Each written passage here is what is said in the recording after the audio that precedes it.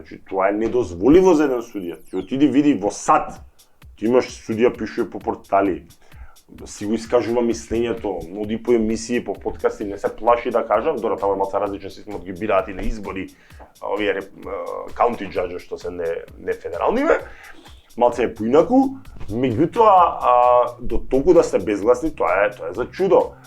Скандалозен е наративот на премиерот во последно време. Ќе влеземе, ќе ве тргнеме, ќе ве смениме, мислам, тоа е недозволено. Ја разбирам дека кога се луѓе во власт, дека се чувствуваат, барем во позавиена форма некоја. Нели да се распушти такво нешто за да се распушти судскиот совет. Тоа е прва работа. Втора работа, отворено ти вели, ние ќе ги смениме се нив, ќе донесеме некои луѓе со кредибилитет. Кои ќе бидат од ВМРО да помене луѓе, да не се лажеме. Добра идеја е да се бара, еве тоа премиерот го поддржува, ајде да речеме да го поддржиме тој дел демек да се бираат самите судии да ги бираат членовите на судски совет, затоа што ти имаш добар дел и редовно тие стануваат претседатели на советот што се бирани од парламент и тоа не е случајно.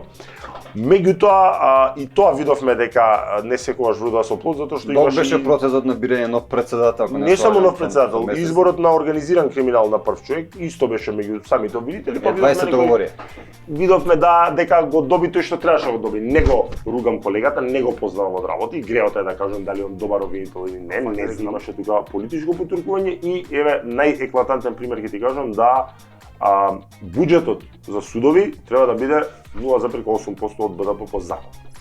Никогаш не кај нас во последните години не надминал 0,4%, пред се они не ни бараат повеќе. Едноставно си ги држат на каиш со ниски средства да не бидат финансиски независни политичари, и овие на тоа им молчат. Ти излегува министерство, ова ќе завршам, излегува министерска, не знам како се каже за финансии сегашна, мислам дека и подпредседател на ДПМН, и она ти кажува најотворено им вели на новинарско прашање, овие што работат кривично и обвинители имаат 35% додаток за ризик, бидејќи работиш со битанги, со да ти се осветат. И зашто не се исплаќаат?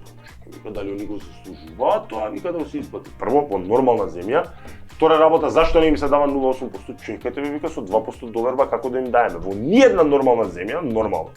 Франција, Германија, да иде Шведска, тоа нема ни да си помисли министер тоа да го каже, дека да, законот вели вака, ама ја едноставно знам дека ќе ми кутите ништо нема да ми кажете и едноставно ми се може, кога да е ова не баре популарен квиз, па кога ќе ви рипне популарноста, тогаш ќе ви даеме парите кои што ви се со закон определени. Во ниедна нормална земја држава и особено нема да доживееш да целокупното судство молчи, Сдружение на судии молчи, Сдружение на обвинители не постои, молчи. Ниеден судија нема храброст да рече што е со вас.